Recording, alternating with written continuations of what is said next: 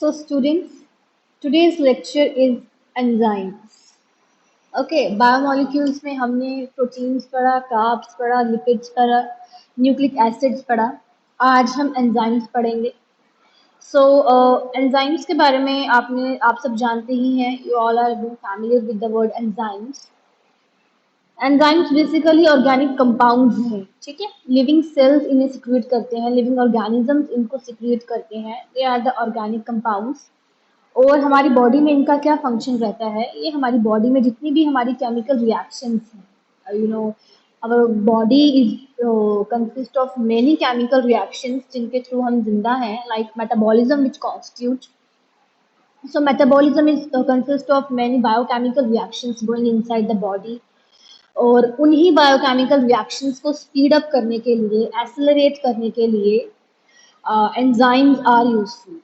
Okay, so enzyme play a significant role in the speeding up the spontaneous biochemical processes. जितनी भी reactions हो रही हैं उनको speed करने के लिए एंजाइम्स क्या करती हैं कि जितना भी जो भी हमारी बॉडी में केमिकल रिएक्शंस हो रही हैं उन्हें स्पीड अप कर देंगे विदाउट बीइंग यूटिलाइज्ड, ठीक है। खुद को यूटिलाइज किए बिना वो जितनी भी रिएक्शंस हैं उनको स्पीड अप कर देंगी। बाद में जब प्रोडक्ट बन जाएगा तो वो अलग हो जाएंगी, ठीक है।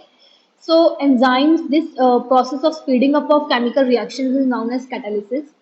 जितनी भी केमिकल रिएक्शंस को जितना भी ये जो इंक्रीज स्पीडिंग होती है, जितनी भी एंजाइम्स हैं केमिकल रिएक्शंस को जब स्पीड अप करती हैं, इस प्रोसेस को हम कैटालिसिस कहते हैं।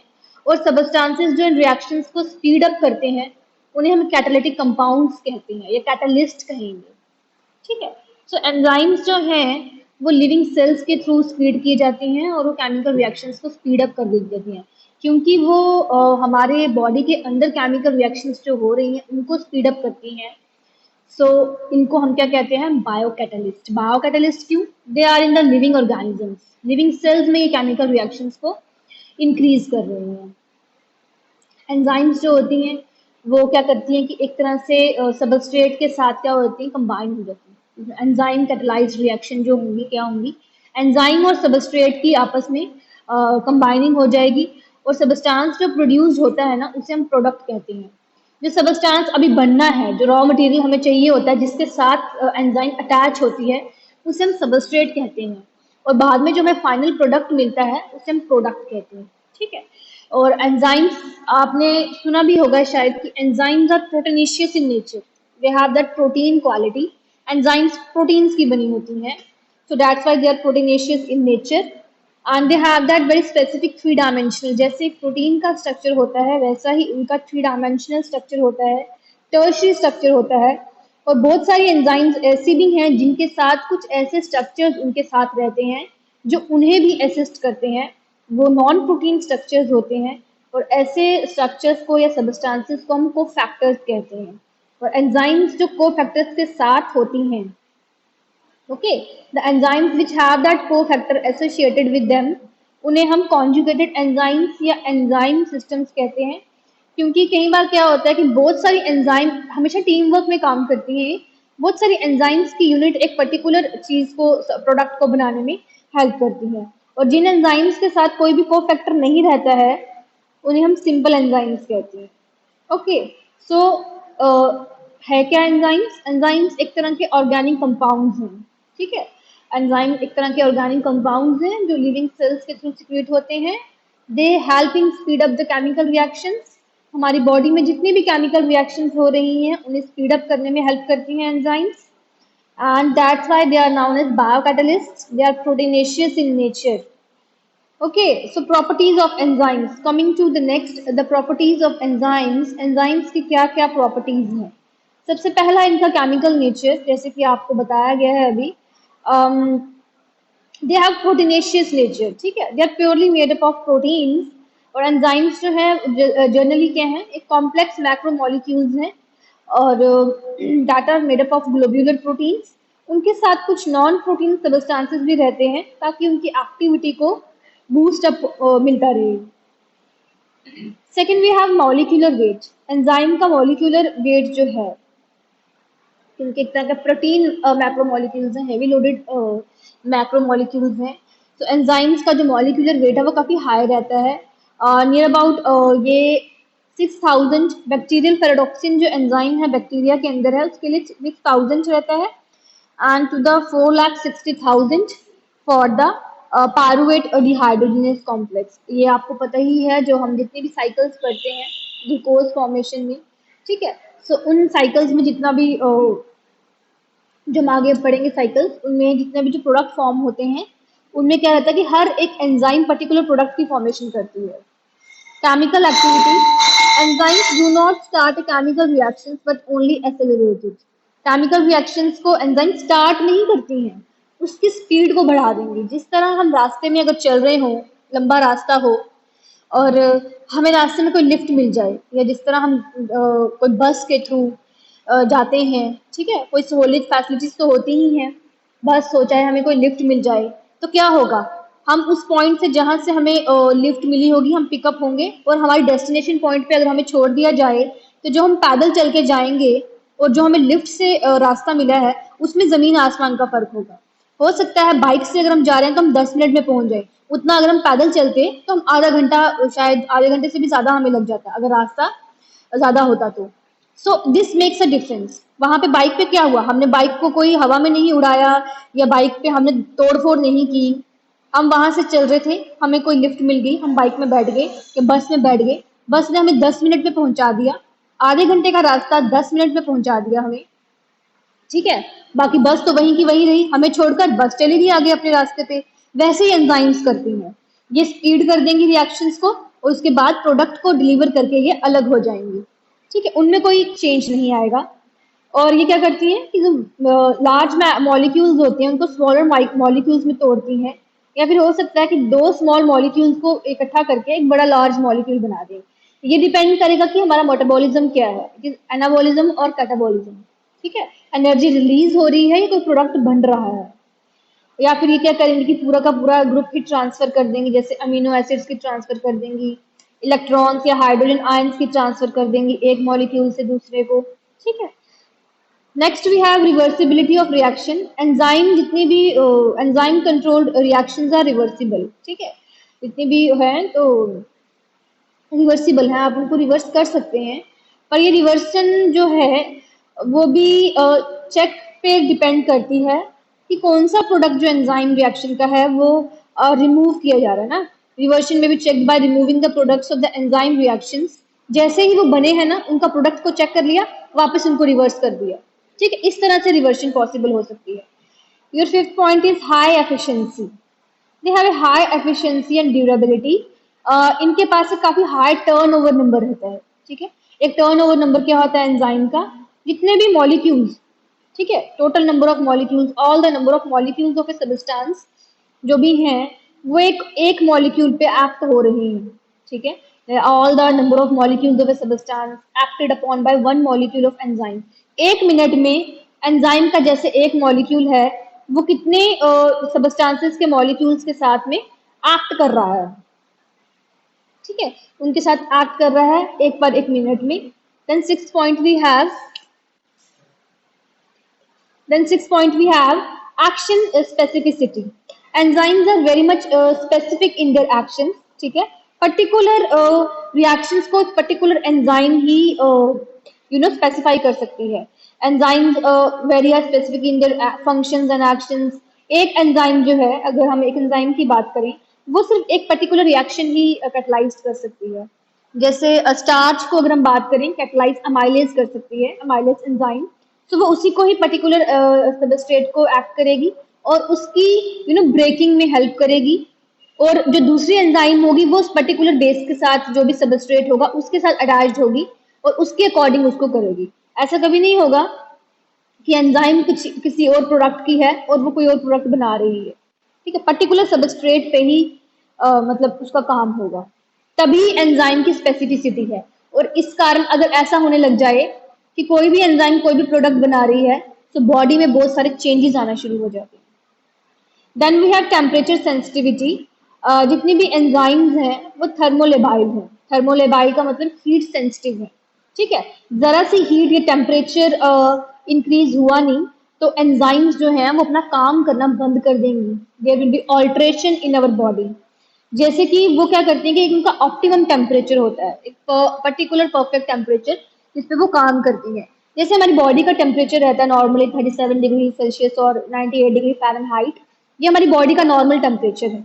जब कभी हमारी बॉडी में इन्फेक्शन आती है, सबसे पहले हमारी बॉडी का टेम्परेचर इंक्रीज कर दिया जाता है कि कुछ फॉरेन पार्टिकल्स या कुछ बहरूपियाँ हमारी बॉडी में आ चुके हैं, तो बॉडी का टेम्परेचर इंक्रीज होता है इन्फेक्शन के लिए, किसी तरह से हीट से कुछ किल हो सके। दैट्स वाई हमें फीवर हो जाता है।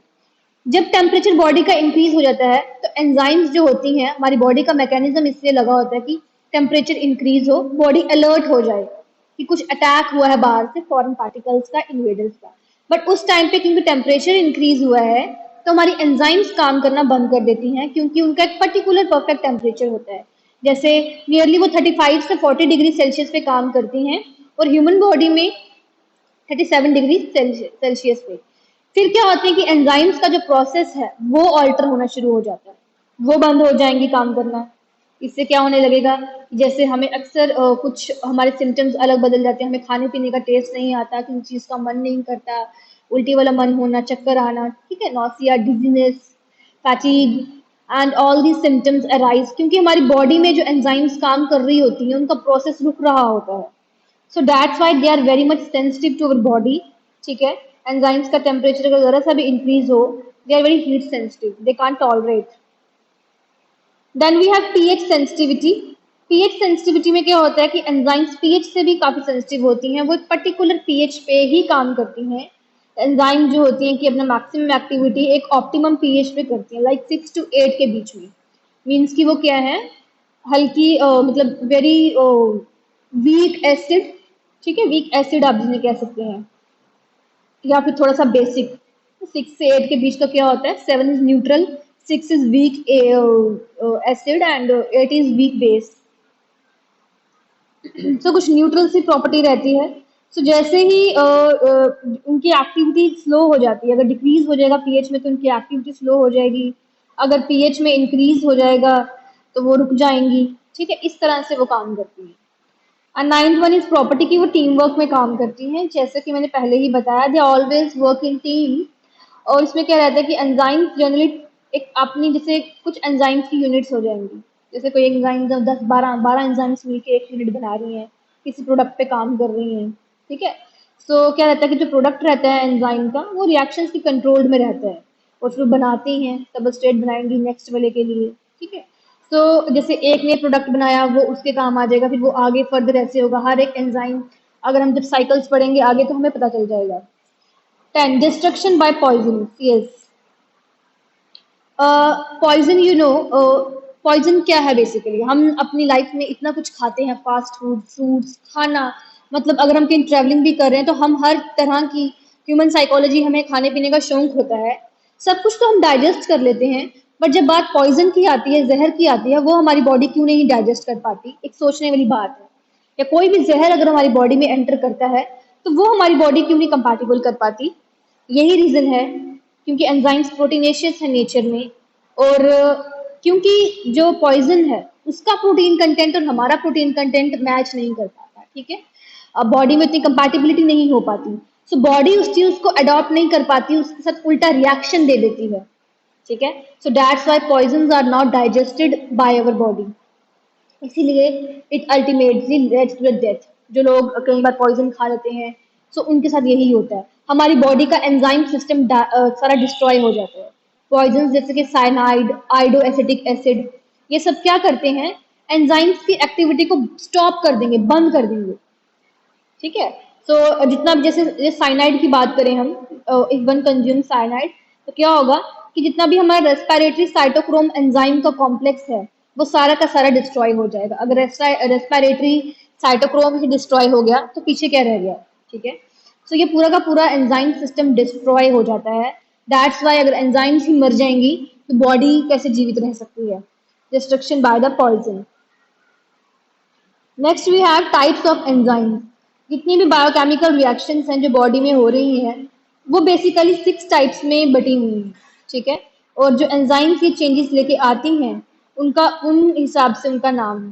वो जो चेंज लेके जिसके वो एक्ट कर रही हैं, ठीक है, जो चेंज लेके आ रही हैं उसके अकॉर्डिंग उनको नाम दिया गया है और क्लासीफाई किया गया है 6 एंजाइम्स में। पहला है आपका ऑक्सीडो रिडक्टेसिस।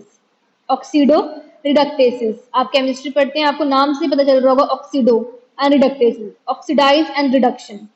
सो ये एंजाइम्स क्या करती हैं, ऑक्सीडेशन एंड रिडक्शन रिएक्शंस लेके आती हैं हमारी बॉडी में साइमल्टेनियसली, तभी हम इन्हें ऑक्सीडो रिडक्टेसिस कहते हैं। ठीक है, ये they bring the oxidation reactions and reduction reactions. और जब एक सबस्ट्रेट ऑक्सीडाइज्ड होता है तो ये क्या करती हैं, enzyme as a hydrogen donor act करती हैं, या हाइड्रोजन आयन डोनेट करेंगी। सो इन एंजाइम्स को क्या कहा जाता है, डिहाइड्रोजिनेसिस और रिडक्टेसिस। और इनको जब ये क्या करेंगी, ऑक्सीजन एटम, जब ये क्या करेंगी, ऑक्सीजन एटम को रिसेप्टर होगा, मतलब कोई मतलब कि रिसीव कर रहा है, तो ये एंजाइम्स को हम कहेंगे oxidases. If it is receiving the oxygen atom it is known as oxidases, and if it is donating the hydrogen ion को अगर ये डोनेट कर रहे हैं, then they are known as रिडक्टेसिस।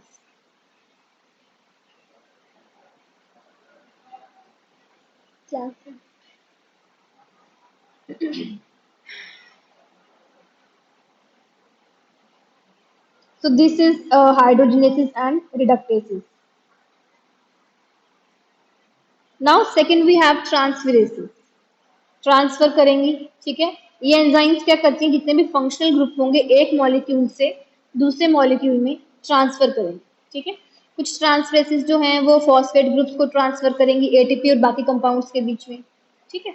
बहुत सारी एंजाइम्स है जैसे एटीपी की जो ट्रांसफर करती हैं। हाइड्रोलिसिस, ये एंजाइम क्या कौन सी रिएक्शन को कैटालाइज करेंगे, जो कि हाइड्रोलिसिस में, जैसे वाटर बनता है हाइड्रोलिसिस प्रोसेस से, ठीक है, ब्रेक होता है, तो ये एंजाइम्स उसको कैटालाइज करेंगे। And they break the single bonds, उन सिंगल बॉन्ड्स को तोड़ के उनमें वाटर ऐड करती जाएंगी, ठीक है। सो हाइड्रोलिसिस को हम ट्रांसफरेसिस भी कह सकते हैं, क्योंकि वो एक तरह से क्या करती हैं, वाटर मॉलिक्यूल्स को एक कंपाउंड से दूसरे कंपाउंड में करती हैं।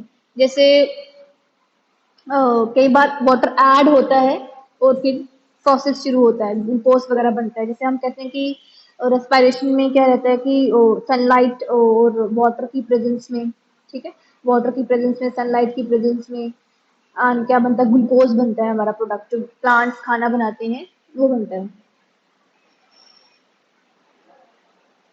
Then we have lysis. Lysis में क्या होता है, ये वो रिएक्शन को कैटालाइज करते हैं जहाँ पे फंक्शनल ग्रुप्स ऐड किए जाते हैं ताकि डबल बॉन्ड्स ब्रेक किए जाए मॉलिक्यूल में, या फिर जहाँ डबल बॉन्ड्स होते हैं, ठीक है, या फिर ये उसमें होंगी जहाँ पे डबल बॉन्ड्स बनते हैं, फंक्शनल ग्रुप को रिमूव करके जब किसी मॉलिक्यूल में डबल बॉन्ड्स बने तब लाइसिस ऐड होंगी, या फिर ये एंजाइम्स वो कैटालाइज करेंगी रिएक्शंस जहाँ पे फंक्शनल ग्रुप्स को ऐड किया जाता है ताकि वो डबल बॉन्ड्स को ब्रेक कर सके। मतलब दोनों ही, वाइस वर्सा, एक में ऐड होता है एक में रिमूव होता है।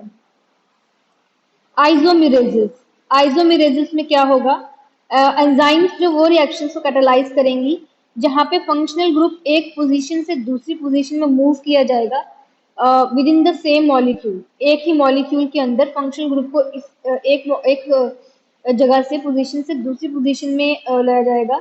इससे क्या होगा कि मॉलिक्यूल एक्चुअली एक आइसोमर बन जाएगा अर्लियर मॉलिक्यूल। आइसोमर्स क्या होते हैं, जो कि एग्जैक्टली सेम होते हैं, ठीक है, डायरेक्ट आइडेंटिकल, उनका स्ट्रक्चर उनका आइडेंटिकल रहता है।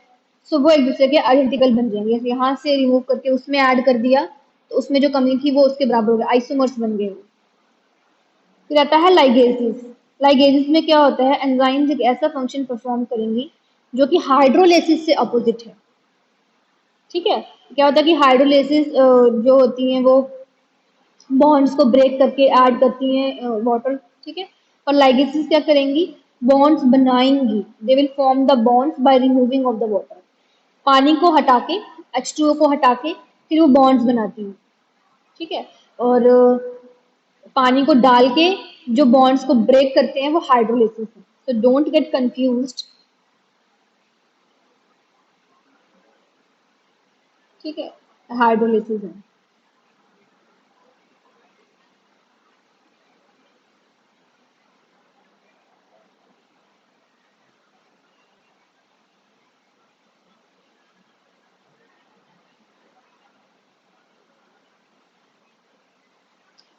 सो नेक्स्ट वी हैव, अब समझते हैं आगे एंजाइम का स्ट्रक्चर। एंजाइम एक्चुअली उसके पास एक एक्टिव साइट रहती है, ठीक है, जहाँ पे सबस्ट्रेट मॉलिक्यूल उसके साथ बाइंड हो जाता है। तो फिर वो एंजाइम सबस्ट्रेट कॉम्प्लेक्स बन जाएगा, ठीक है। और फिर एंजाइम सबस्ट्रेट कॉम्प्लेक्स जो होगा वो रिएक्ट करेगा सेकंड सबस्ट्रेट के साथ ताकि प्रोडक्ट बन सके। और उसके बाद क्या होगा, एंजाइम को लिबरेट कर दिया जाएगा और प्रोडक्ट अपनी जगह पे चला जाएगा। जैसे आप ये देख रहे हो, ये सबस्ट्रेट है, ये एक्टिव साइट है, ये दोनों कंबाइन हो गए, यहाँ पे एंजाइम सबस्ट्रेट कॉम्प्लेक्स बन गया। उसके बाद क्या होगा कि ये प्रोडक्ट अलग हो जाएगा और एंजाइम अलग हो जाएंगे। ये इसकी रिएक्शंस को स्पीड अप कर देंगी, प्रोडक्ट बना देंगी। बाद में प्रोडक्ट को डिलीवर कर दिया जाएगा और एंजाइम अपना काम कर लेंगे, वो साइड हट जाएंगी।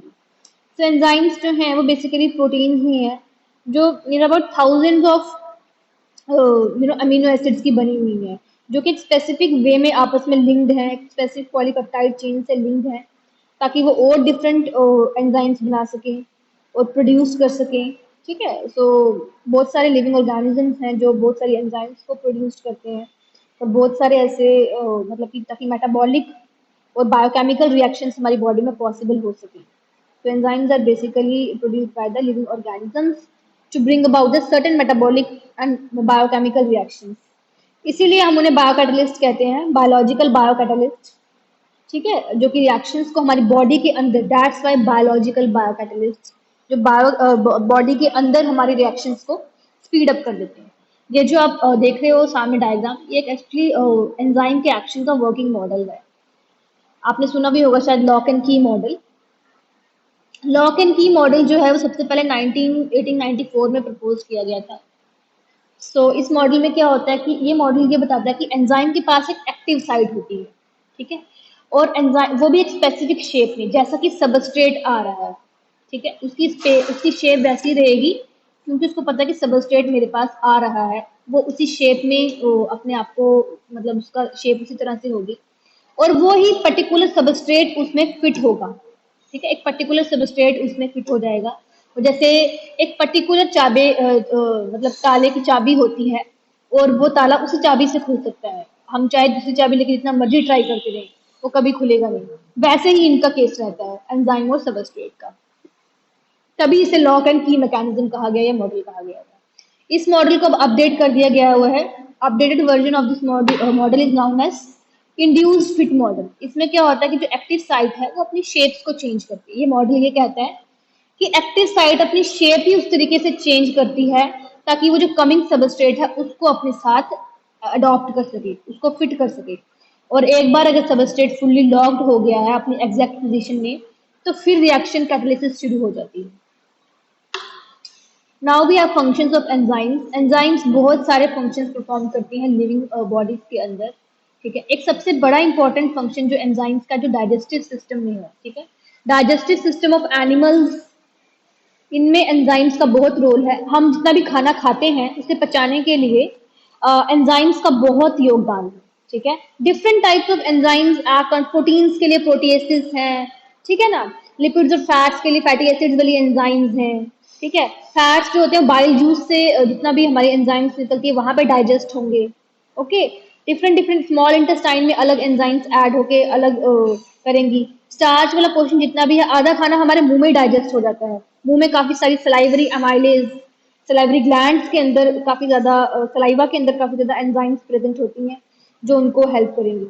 सो डाइजेस्टिव सिस्टम में एंजाइम्स का तो बहुत ज्यादा रोल है। और जैसे कि एमाइलेजेस हैं, प्रोटीएसेस हैं, ये लार्ज मॉलिक्यूल्स को छोटे वाले मॉलिक्यूल्स में मतलब डिवाइड कर देती हैं ताकि ये इजीली स्मॉल इंटेस्टाइन इन्हें एब्जॉर्ब कर सके। मेटाबॉलिज्म, एंजाइम्स एक स्पेसिफिक ऑर्डर में वर्क करती हैं, ठीक है, एक साथ इकट्ठे होकर एक स्पेसिफिक ऑर्डर में काम करेंगी ताकि वो एक मेटाबॉलिक पाथवे बना सकें, ताकि मेटाबॉलिज्म स्ट्रांग हो, मेटाबॉलिज्म अच्छे से हो सके। एंजाइम्स के पास इतनी क्षमता होती है कि वो डिटरमाइन कर सकते हैं कि कौन सा स्टेप इस पाथवे में होना चाहिए ताकि मेटाबॉलिज्म स्मूथली रन हो सके। Then organ specialisation. Organ specialisation में क्या होगा, जितने भी मल्टी सेलुलर यूकैरियोट्स हैं like we cells, different organs and tissues में different types of gene expression रहते हैं, ठीक है। हर एक ऑर्गन में, टिश्यू में, सेल्स में अलग अलग तरह से जीन एक्सप्रेशन होते हैं, जीन के एक्सप्रेशन अलग अलग तरीके से एक्सप्रेस होते हैं, जीन्स आर प्रेजेंट देयर। और different different set of enzymes भी हैं कि मेटाबॉलिक रिएक्शंस को कर सकें इजीली। तो ये एक मैकेनिज्म प्रोवाइड करता है ताकि ओवरऑल बॉडी का जो मैकेनिज्म है वो रेगुलेट हो सके। Involvement in diseases, since the light control of enzyme activity is essential, ठीक है। होम्योस्टैसिस के लिए जो एंजाइम्स का जितना भी लाइट कंट्रोल एक्टिविटी है वो पॉसिबल है। उसको मतलब कि एंजाइम एक्टिविटी जो एसेंशियल है, very enzyme activities very essential for the homeostasis. आपने 11th में पढ़ा होगा कि होम्योस्टैसिस क्या है, the body the process of maintaining their own body, ठीक है। अपनी बॉडी के मैकेनिज्म को इतना मेंटेन करके रखना ताकि जो जितना भी बाहर सीजनल चेंज हो रहा है, सर्दी गर्मी के मौसम में बॉडी में इतना मैकेनिज्म होगा। सो कोई भी ऐसा माल फंक्शन या कोई भी ऐसी रुकावट या कोई भी ऐसा एरर अगर एक सिंगल एंजाइम में भी आता है तो उससे बहुत सारे जेनेटिक डिजीजेज हो सकते हैं, जैसे कि टे सैक्स डिजीज, फिनाइल कीटोनूरिया, ठीक है। फिनाइल कीटोनूरिया भी आपको पता है, phenyl alanine is very much important for the body, उसकी जगह कुछ और बनने शुरू हो जाता है जीन्स की वजह से, तो जिससे बॉडी में बहुत सारे चेंजेस आते हैं। क्वांटिटी, एंजाइम प्रोडक्शन को हम एनहांस भी कर सकते हैं और डिमिनिश्ड भी कर सकते हैं, ठीक है। ये सेल पे डिपेंड करता है इन्वायरमेंट को देख के, कितनी ज़रूरत है एंजाइम्स की, कितनी एंजाइम्स होनी चाहिए तो प्रोसेस स्मूथली रन करेगा, क्या इसे हम कम कर दें, ज़्यादा कर दें, ठीक है। और ये इनडायरेक्टली डिपेंड करता है जीन रेगुलेशन में, जिसे हम एंजाइम इंडक्शन कहते हैं, ठीक है। जीन रेगुलेशन में क्या रहता है कि जीन्स को कैसे रेगुलेट करना है, और वो अल्टीमेटली इस तरह की जीन रेगुलेशन जो एंजाइम को रेगुलेट करती हो, उसके प्रोसेस को रेगुलेट करती हो, उसे हम एंजाइम इंडक्शन कहते हैं। और क्योंकि वैसे भी हमारी बॉडी में जो भी कुछ हो रहा है, मेटाबॉलिज्म कुछ भी है, सब कुछ under the control of the genes है, ठीक है। सो जैसे कि जो लीवर वाली एंजाइम्स हैं, जैसे साइटोक्रोम P450 ऑक्सीडेजेस हैं, ये इंपॉर्टेंट है ड्रग मेटाबॉलिज्म के लिए, ठीक है। बॉडी में मेटाबॉलिज्म ड्रग्स का मेटाबोलाइज होता रहे, कोई भी इंडक्शन ज़्यादा हो जाए या इनहिबिशन हो जाए एंजाइम्स की, ये ड्रग इंट्रैक्शंस कॉज कर सकती है, ठीक है। सब सेलुलर डिस्ट्रीब्यूशंस, एंजाइम्स जो हैं वो जितने भी मतलब जितना भी उनका अलग अलग डिफरेंट मेटाबॉलिक पाथवेज है वो कंपार्टमेंटलाइज्ड है, means they have that compartments, उनमें इतनी बाइफरकेशन है कि वो डिफरेंट जितने भी सेलुलर कंपार्टमेंट्स हैं, सेल्स हैं, टिश्यूज हैं, ऑर्गन्स हैं, उनमें वो इक्वली डिस्ट्रीब्यूटेड है, क्योंकि उनको पता है कि हमें हर सेल में जाना है, सब सेलुलर लेवल तक जाना है। सो उनकी जो डिस्ट्रीब्यूशन है वो सब सेलुलर लेवल तक है कि हर एक सेल, हर एक टिश्यू, हर एक ऑर्गन तक उनको पहुंचना है। और कहीं से प्रोडक्ट बन के किसी सेल में जा रहा है, बन यहाँ रहा है, यूटिलाइज कहीं और हो रहा है, बाद में एग्जिट कहीं और से हो रहा है। सो इस तरह से सारा सिस्टम जो है वो कंपार्टमेंटलाइज्ड हुआ हुआ है, ऐसा नहीं है कि वहीं पे बना और उसी पे यूटिलाइज हो गया, बाद में वहीं पे खत्म हो गया, ऐसा नहीं है। जैसे फैटी एसिड्स की अगर हम बात करें, फॉर्म ऑफ लिपिड्स, वो कहाँ सिंथेसाइज कहाँ होते हैं, साइटोसोल में होंगे, और या फिर ईआर में होंगे, ठीक है, एंडोप्लाज्मिक रेटिकुलम में होंगे, स्मूथ एंडोप्लाज्मिक रेटिकुलम में होंगे, और गोल्गी अपरेटस में होंगे। बाद में वो जितने भी माइटोकॉन्ड्रिया है ना, उसकी जितनी भी एंजाइम्स हैं, क्योंकि mitochondria is a power house of the cell, तो जितनी भी एंजाइम्स हैं माइटोकॉन्ड्रिया की, वो उनको यूज करती हैं, जो फैटी एसिड बनते हैं ना वहाँ पे, उनको वो सारी एंजाइम्स यूज करेंगी। तो वहाँ पे जितने भी एंजाइम्स बनेंगी, माइटोकॉन्ड्रिया विल यूज इट। सो इस तरह से उनका सब सेलुलर डिस्ट्रीब्यूशन रहता है। So this was all about today's lecture about enzymes and all that. I hope आप सबको समझ आ गई हो। आज के लिए इतना ही रखते हैं, नेक्स्ट हम इसके आगे कंटिन्यू करेंगे कल से। Thank you and God bless you all.